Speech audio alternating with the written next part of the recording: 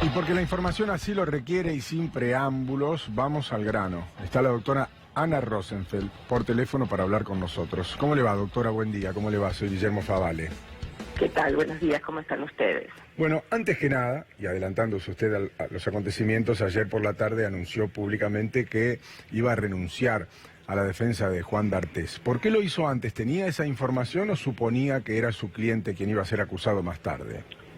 En realidad fue el día lunes que llegó de viaje, se comunican conmigo una serie de periodistas que tenían ya esa data y me dicen que la tenían de hace muchísimo tiempo, pero que por supuesto por respeto a que todavía no había sido dado públicamente, no la daban, o sea, todos guardaban un hermetismo alrededor de esa situación, pero todos querían chequear conmigo si yo lo sabía, con lo cual dije que de ninguna manera no tenía ninguna información al respecto, pero obviamente eso para mí fue una alerta, desconocía realmente el caso. Hablé con los periodistas precisamente que me llamaron para que chequearan nuevamente esa información porque era muy grave lo que estaban diciendo, a lo que finalmente me confirman que sí, que la persona que iba a ser denunciada un día después iba a ser Juan D'Artés. Lo primero que hago es comunicarme con Juan, le comento esto y bueno, el hecho puntual es que a la hora ya estaba renunciando, primero públicamente porque el tribunal ya estaba cerrado, y al día siguiente a primera hora, o sea, por ayer, antes que se hiciera la nota, o sea, la exposición de Telma, yo ya había renunciado a su defensa, porque como dije en varios lados, yo tengo el límite donde jamás defendería a una persona que está ni sospechada, ni acusada, ni denunciada por un delito de tan extrema gravedad. Son mis límites éticos y morales, mis principios desde el día 1. El día que me recibí dije jamás estaría cerca de una persona que estuviera en esa condición, bueno, por supuesto, de denunciado o acusado. Doctor, o doctora, sin entrar en la privacidad de la charla, ¿él reconoció algo? Dijo conocer los hechos, conocer al menos la denuncia, que existía un run, negó los hechos. ¿Qué le dijo cuando usted le dijo, Juan, me están diciendo esto? Bueno, por supuesto que lo primero que trató es de mantenerme a su lado, y obviamente como defensora de las mujeres, durante toda mi vida he decidido dar un paso al costado independientemente de lo que él me quisiera seguir diciendo, o no iba a aceptar de ninguna manera ninguna palabra que cambiara mi pensamiento. Mi pensamiento estaba ya definido y decidido a un no. Yo no seguía al lado de quien hasta ese momento había sido mi cliente D'Artés. Pero entiendo que alguna explicación esbozó.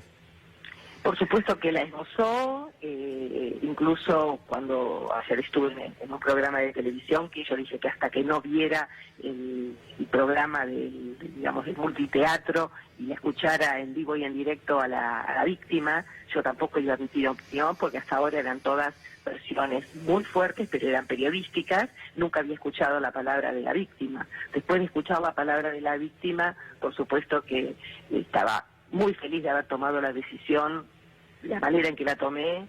Me siento tranquila con mi conciencia, sé que es lo que yo debía hacer desde el momento cero que me enteré, o sea, no dubité en ningún momento. Y después de que terminé el programa, vi un tuit del señor D'Artés, Juan, que dice que lo que se está ventilando en los medios es mentira y que obviamente él va a hacer su defensa, pero por supuesto no va a contar nunca con mi apoyo.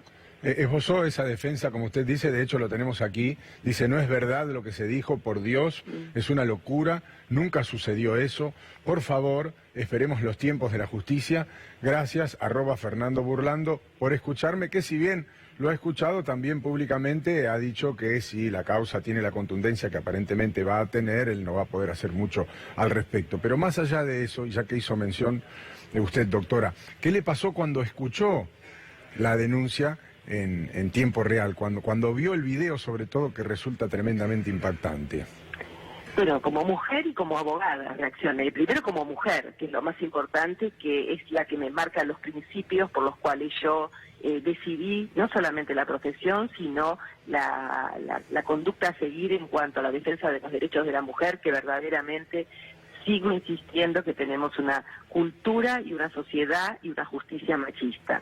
Y más allá, como digo siempre, y lo reitero porque contigo he hablado 1000 veces sobre los problemas del no cumplimiento de los hombres frente a las mujeres, Sí. sobre todo cuando fueron pareja y respecto a sus hijos. O sea, sigo insistiendo que todavía tenemos que hacer un gran cambio, 360 grados, respecto a cómo encarar todo lo que está viviendo la mujer hoy en día y que lamentablemente no tiene el apoyo jurídico, o sea, jurídico sí, en la justicia, porque el jurídico digo que sí porque los abogados lo apoyamos, pero la justicia, por lo tanto los jueces, todavía les está faltando entender muchas cosas que yo aprendí todos estos días también, porque cuando yo tomé la defensa de Juan D'Artés, en el caso de Calu Rivero, yo me iba a hacer las pruebas.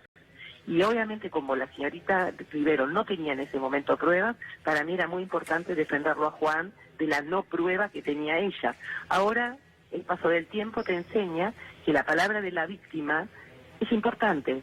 Por supuesto que tenemos que ser muy cautos, muy inteligentes en saber escuchar a la víctima y también discernir cómo explica la víctima lo vivido.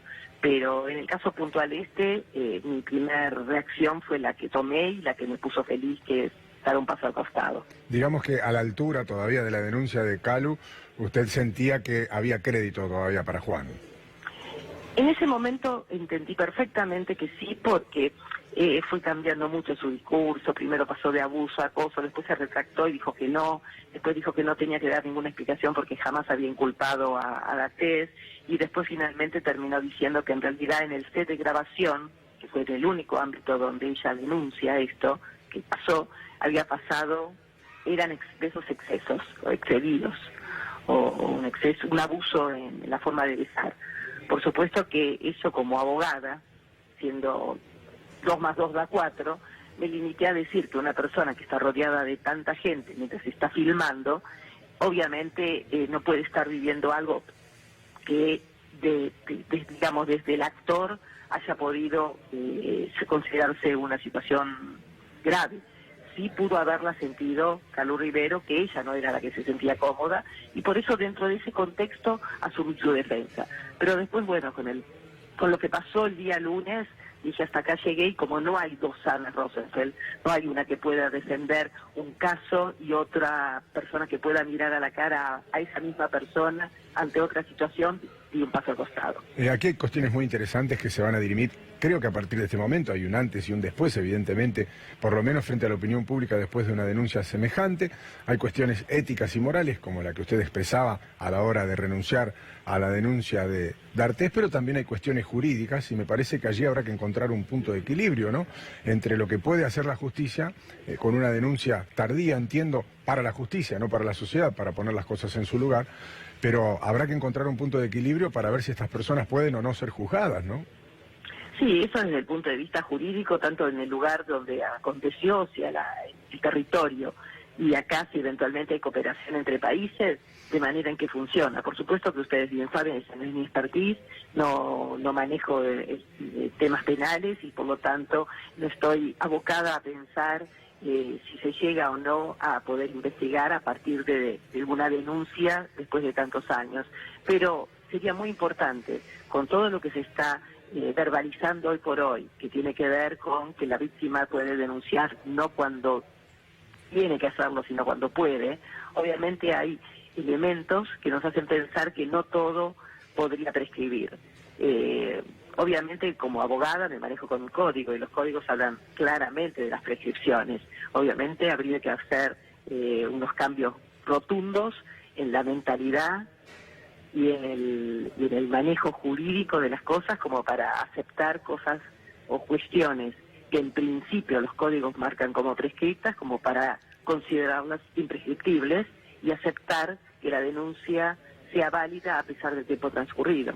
Hablaba antes, doctora Rosenfeld, de un antes y un después. Evidentemente la exposición pública y la forma en la que se expuso este caso va a cambiar algo y seguramente aparecerán otras víctimas, no en este caso de D'Artés, sino de otras situaciones similares en el mundo del espectáculo o no. Pero me parece que habrá también que cambiar la forma de encarar estas situaciones. Usted hacía mención hace un rato de que aprendió a escuchar, y me parece que a lo mejor a partir de esta línea divisoria habrá que escuchar un poco más y no remitirse tanto a la prueba física, ¿no? Por supuesto que aprender a escuchar hay que tomarlo entre comillas, porque como abogada toda la vida escuché. Si no, no podría defender a la gente. Obviamente lo primero que hago es escuchar y después llevar a papel mi defensa o mi acción. Pero quise decir a escuchar cuestiones que para antes, o sea, cuando un abogado abre un código, sabe perfectamente, tal delito prescribe, tal cuestión está caduca, tal situación tiene un fin. Entonces, todo eso me hacía ser una abogada como soy y como seré, con un formalismo tal que el código es el que me marca los derechos de mis clientes. Puedo a veces abatallar y tratar de ir más allá y cambiar un poco la jurisprudencia imperante, porque en definitiva el derecho es dinámico, no es estático, hay que agilizarlo, pero por supuesto si el legislador no me ayuda con un código que me acompañe y que me dé más derechos o más herramientas, porque como dije las veces que hemos hablado, siempre cambiamos el Código Civil, pero no cambiamos el Código de Procedimientos. Entonces, Doctora, el Código Civil me da derechos, pero el procedimiento, que es la herramienta para ir a tribunales, sigue siendo arcaica. doctora, Mauro Zeta la saluda, ¿cómo le va? ¿Qué haces, Mauro? Muy bien. Le quería preguntar, no sé si ya lo conversaron, yo venía en viaje, cuando empezaron las notas, si tuvieron, o cómo fue la conversación con él para decirle que usted se apartaba del caso. Bueno, por lo pronto, entiendan que hasta el día de ayer a la mañana existió una, en realidad hasta el lunes, una relación cliente-profesional y por lo tanto lo que hablé privadamente con él va a tener que seguir estando dentro de ese círculo. Pero le marcó que tenía que ver con este anuncio que se venía por las por actrices. supuesto, le dijo es en que, relación a lo que van a anunciar. Por supuesto que yo no era su abogada en cosas nuevas, yo ni siquiera cuando había tenido las denuncias de Huachi y de Junco, yo no era su abogada tampoco. Yo me limité exclusivamente al tema de Calu Rivero. Por lo tanto, respecto a todos los otros temas, no me cabe ningún secreto profesional porque no fueron casos que pasaron por mis manos.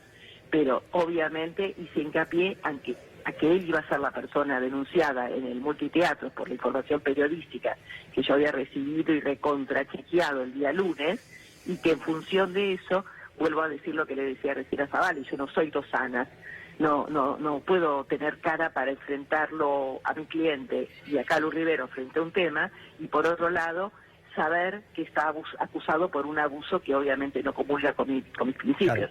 Claro. Por supuesto que no tiene carga de prueba, pero cuando uno tiene un cliente que tiene una denuncia, después tiene otra mención, después tiene otra denuncia, claramente uno tiene que cambiar la postura y pensar las cosas de otra manera. Es un tema ético y moral mío. O sea, la decisión de apartarme es una decisión que cuando uno pierde la confianza es uno la que decide dejar al cliente. Acá tampoco incluso lo tiré al abismo, en el sentido de que lo dejé con una demanda que tiene él el 13 de diciembre, importante, y sin hacer la demanda yo la hice. Ahora, el problema, Ana, el problema parecido, no la quiero meter en otro berenjenal, pero digo, el problema parecido lo va a tener Burlando ahora, ¿no? Porque él defiende por un lado a D'Artés y por otro lado es el querellante y en la causa donde ahora detuvieron a este tal Eguillor por abuso sexual. Digo, hay momentos en el que los abogados tienen que decir, más allá de que tienen capacidad para hacerse cargo de cualquier causa, en un momento, como dice usted, decide de qué lado quiere estar, digamos. Mira, Mauro, yo toda mi vida elegí de qué lado quiero estar. Nunca jamás actué contraria a mis principios. Yo resisto cualquier archivo, porque jamás, incluso más, el título de mediática hizo que mucha gente me llamara, porque obviamente estando en los medios, a lo mejor la conveniencia de tener un micrófono, y ese micrófono me daba la oportunidad de darle, digamos, de potenciar su caso. Y sin embargo, ¿saben la cantidad de casos que yo he desechado y dije, no los tomo porque van en contra de mis principios? Entonces, yo siempre elegí un hilo conductor, una línea recta, que es la que sigo, de la que no me aparto, y por eso estoy orgullosa de la profesión que ejerzo hace 45 años. No todos los casos se ganan, no todos los casos obviamente terminás teniendo razón, pero sí son coherentes con mi línea de conducta. Por último, doctora, ¿se enojó D'Artés cuando usted le dijo que lo dejaba? Yo creo que en el fondo sí, porque yo era, primero un referente como mujer, por eso en su momento tuve muchas críticas, porque me puse su camiseta y obviamente, pero porque le creí y vi pruebas que me hicieron presumir que lo que yo estaba haciendo estaba perfecto.